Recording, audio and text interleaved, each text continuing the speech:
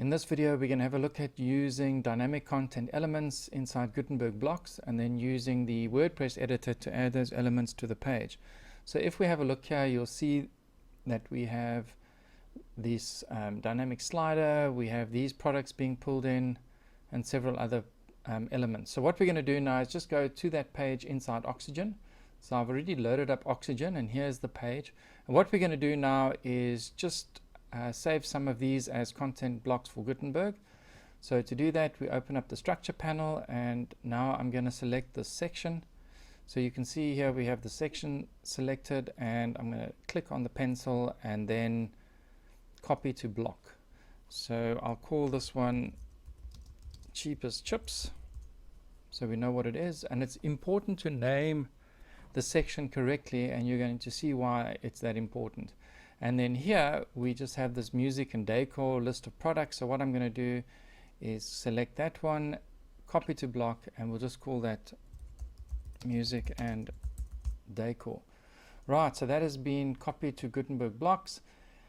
Here I am on my WordPress page, and I'm going to add those elements below this content. So what first thing I'm going to do then is I'm going to go into edit page.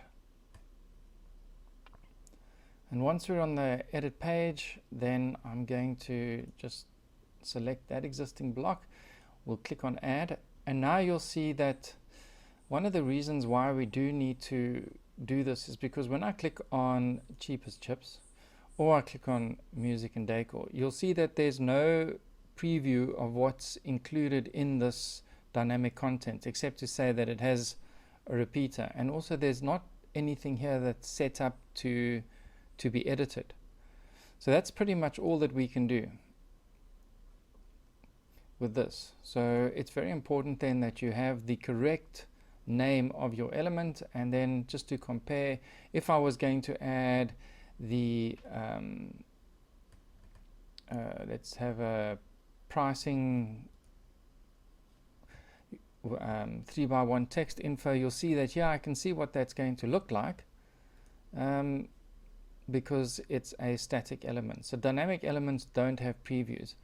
We're going to update, and now we're going to head over to the page and see what happens with those dynamic elements. So there we have it. We have the cheapest chip section there, and we have the music and decor here. And if we compare that to the home page, so I'm just going to scroll up, I'm going to open that in a new tab. So there we have music and decor, and there we have the expensive as chips or cheapest chips element.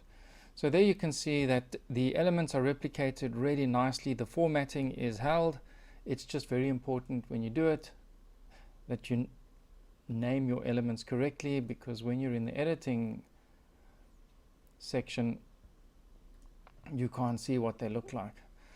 So I hope that helps in setting up your Gutenberg blocks for dynamic elements. Thank you for watching.